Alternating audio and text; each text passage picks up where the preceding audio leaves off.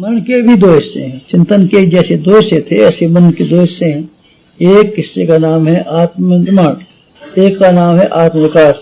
निर्माण में क्या? निर्माण उससे कहते हैं कि जो चीजें आपके पास नहीं है, या जो स्वभाव और गुण और कर्म में जो बात शामिल नहीं है उसको शामिल कीजिए।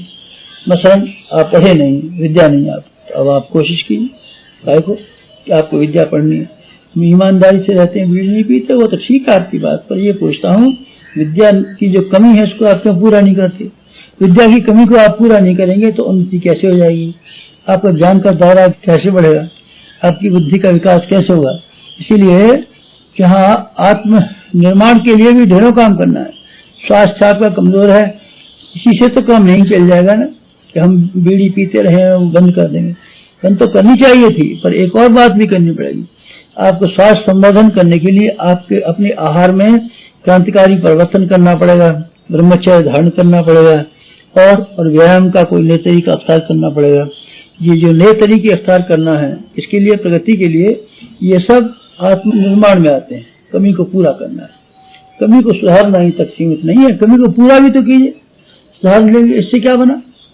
पूरा नहीं करेंगे, विद्या को आप नहीं पढ़ेंगे, स्वास्थ्य को सुधारेंगे नहीं, जनसंपर्क बढ़ाएंगे नहीं, सेवा के लिए कदम बढ़ाएंगे नहीं। जो काम करने हैं, नहीं साहब ने गलती सुधार ली, गलती सुधारने से क्या मतलब? गलती की सुधारिए और अपनी योग्यताओं को और अपनी क्षमताओं को और अपनी भावनाओं को विकसित कीजिए। आत्मनिर्माण में बराबर ये देखना पड़ेगा कि हमारे जीवन में क्या क्या कमी है और उस कमी को पूरा करें। अपने स्वभाव को और आदतों को हम ठीक बनाएं, अपने आप को बनाइए, अपने स्वास्थ्य को बनाइए, अपने व्यक्तित्व को बनाइए, अपने चरित्र को बनाइए, अपने स्वभाव को बनाइए, अपनी कार्यशैली को बनाइए, हर चीज बनाइए।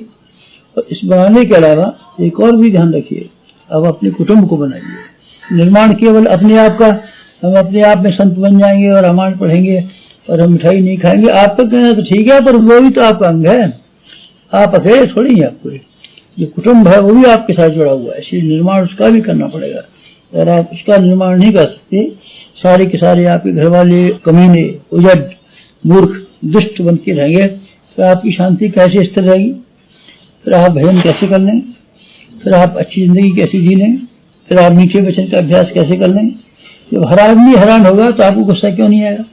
इसीलिए क्या करना चाहिए कि अपना व्यक्तिगत जीवन सुख और शांति में बनाने के लिए अपने कुटुंब और परिवार के बारे में ठीक वही नीति निर्धारित कीजिए जो अपने बारे में है, तो भी तो अपने अंग है।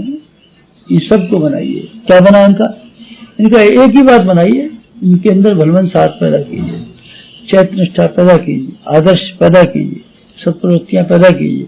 संपन्न बन जाते हैं तो, न बन जाते हैं तो कुछ बनता बिगड़ता नहीं है।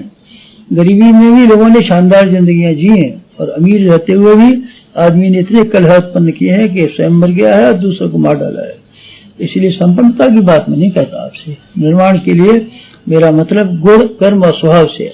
आप इन विशेषताओं को, आप आदमी की शालीनता को और आदतों को और चिंतन की शैली को बदलने के लिए जो कुछ कर सकते हो वो सब कीजिए। परिवार के पंचशीलों में क्षमशीलता का नाम आता है, सुव्यवस्था का नाम आता है, मितव्ययता का नाम आता है, सहकारिता का नाम आता है।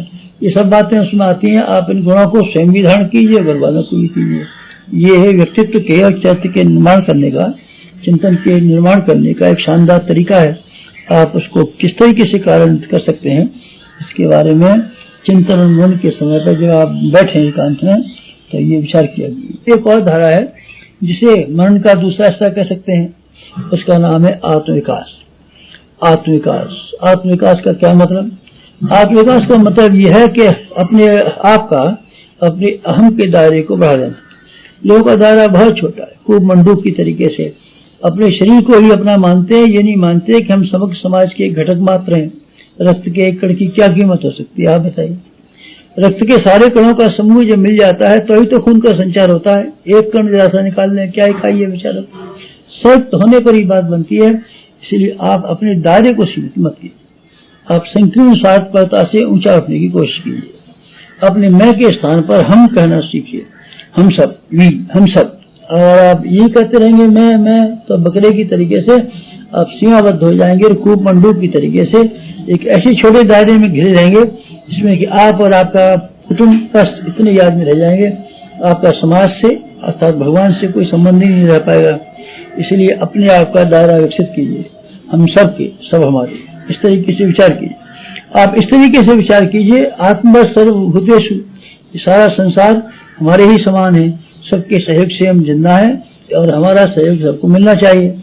ये अगर आप विचार करेंगे तो आपको समाजनिष्ठ होते चले जाएंगे, चरित्रवान नागरिक होते हुए चले जाएंगे। देश, धर्म और समाज और संस्कृति के प्रति आप अपना लगाव व्यक्त करने लगेंगे और उनकी समस्याओं को भी अपनी समस्या मानने लगेंगे। ये क्या होगा? ये आत्मा का विस्तार। जो चीजें आपको अपनी मालूम पाती हैं उनमें प्रसन्नता होती है और उनको आप अपना समझते हैं। लेकिन अगर आप सबको अपना मान लें तब आपको कितना गर्व और गौरव अनुभव होगा। सूरज भी आपका, चाँद भी आपका, सितारे भी आपके, नदी भी आपकी, पहाड़ भी आपके, जमीन भी आपकी, सारे इंसान भी आपके, सारा कुटुंब भी आपका, सारा संसार आपका। जिस दिन आप सबको अपना मानने लगेंगे और अपने को सबका मानने लगेंगे तब आप फिर जरा देखना तो सही कैसा मजा आता है, कैसा आनंद आता है, आपके जीवन में गतिविधियों में कैसा हेरफेर होता है और आपकी प्रसन्नता किस तरीके से जमीन से आसमान तक छूने लगती है। ऐसी स्थिति पैदा कीजिए। यही कहना था आज। ओम शांति।